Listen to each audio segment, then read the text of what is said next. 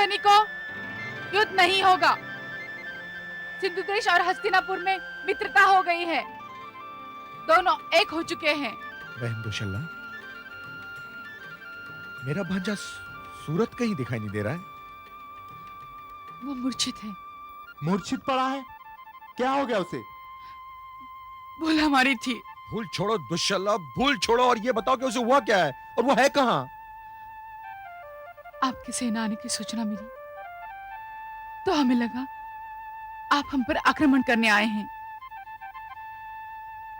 हमारा पुत्र कदाचित लड़ना नहीं चाहता था। वो हमारी प्रेम और आपके बहतले ऐसा पिसा कि यह आघात वो सहन न कर सका। उसके हृदय पर आघात पहुंचा और अब वो जीवन और मृत्यु के बीच झूल रहा है। हमें उसके पास ले चलो दुशल्ला, कदाचित हम उसका भ्रम दूर कर देंगे। हाँ बहन, हमें ले चलो। हो सकता है कि हमें देखकर उसकी चेतना लौट आए। जल्दी करो, हमें ले चलो। कहीं ऐसा ना हो कि कहीं देर हो जाए और हम किसी को अपना मुंह दिखाने के योग्य ना रहे। चलो दुशल्ला। चलिए चलिए।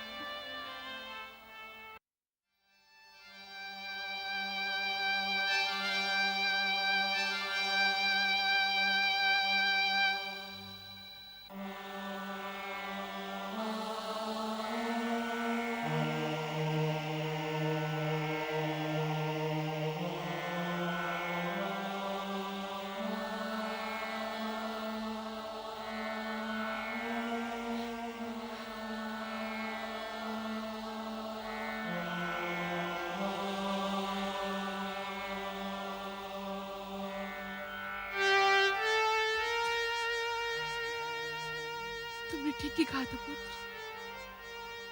तुम्हारे मामा हम पे आक्रमण करने नहीं आए थे। हमने भूल की जो तुम्हारी बात नहीं मानी। जागो पुत्र, जागो। देखो देखो कौन आया है। तुम्हारे मामा तुम्हें गले लगाने आए हैं। जागो पुत्र। राजवत जी, ये आंखें क्यों नहीं खोलता? इसे क्या हुआ है? कुछ समझ में नहीं आता राजमाता। जितनी भी औषधियों का मुझे ज्ञान था उन सभी का प्रयोग कर चुका हूं, किंतु नाड़ी है कि डूबती ही चली जा रही है। हृदय की धड़कन भी कभी भी बंद हो सकती है। नहीं, ऐसा मत कहिए, ऐसा मत कहिए। मेरा एक ही तो पुत्र है। अर्जुन भीम, कुछ कीजिए। किसी भी प्रकार मेरे पुत्र को बचाइए। अगर इसे कुछ हो गया तो मैं जीते जी मर जाऊंगी। धैर्य रखो बहन दुशल्ला, धैर्य रखो। मेरी तो कुछ समझ में नहीं आता मुझे भैया। सूरत की जीवन नौका पल पल डूबती जा रही है। इसे तो केवल वासुदेव कृष्ण ही भंवर से बाहर निकाल सकते हैं।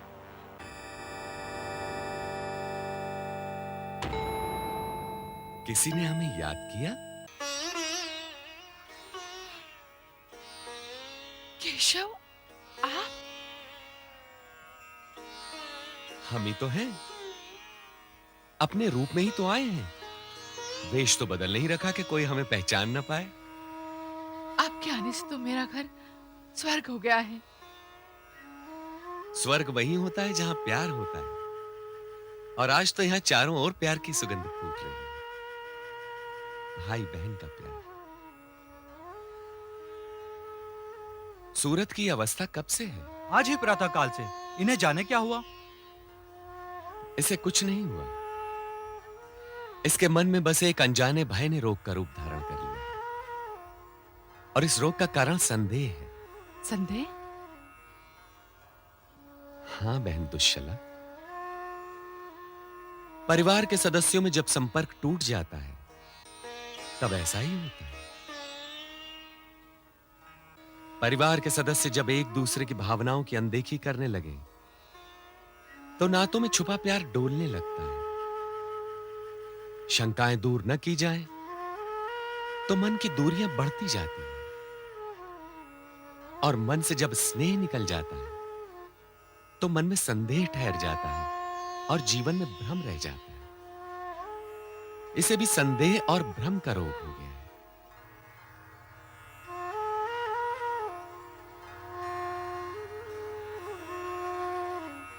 उठो वत्स, तुम अकारण ही अपने आप को दूसरे अपराध का दंड दे रहे हो। तुम निरपराध और निर्दोष हो। उठो वत्स।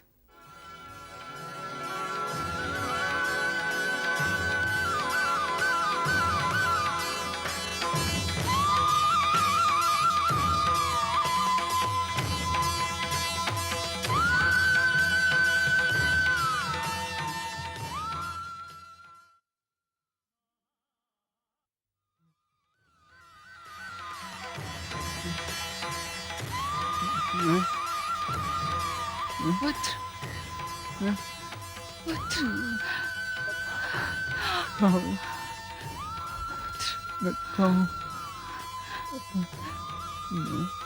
देखो पुत्र, तुमसे मिलने कौन आए हैं?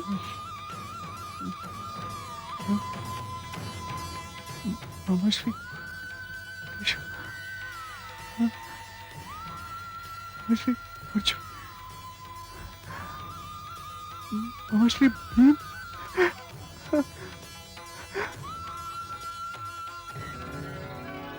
केशव,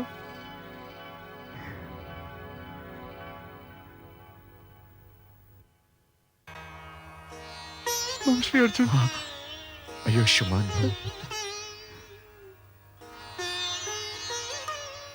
मामाश्री भीम,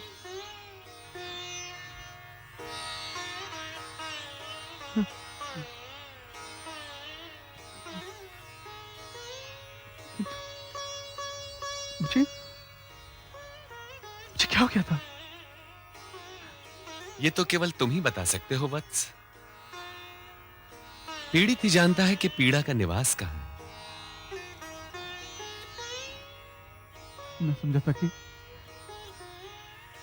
भ्राता अभिमन्यु के वध के कारण पिताश्री को मारने के उपरांत भी मामाश्री अर्जुन के मन को शांति नहीं मिली, इसलिए वो मुझे मारने के लिए आ रहे। नहीं पुत्र,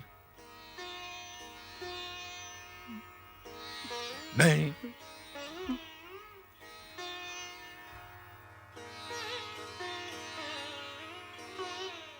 अभिमन्यु चला गया, जयद्रथ भी चले गए, और जो चले जाते हैं उन्हें बुलाना संभव नहीं होता। परंतु वर्तमान को तो अतीत से मिलाना संभव हो सकता है ना। और हम लोग इसीलिए आए हैं यहाँ पुत्र, इसीलिए।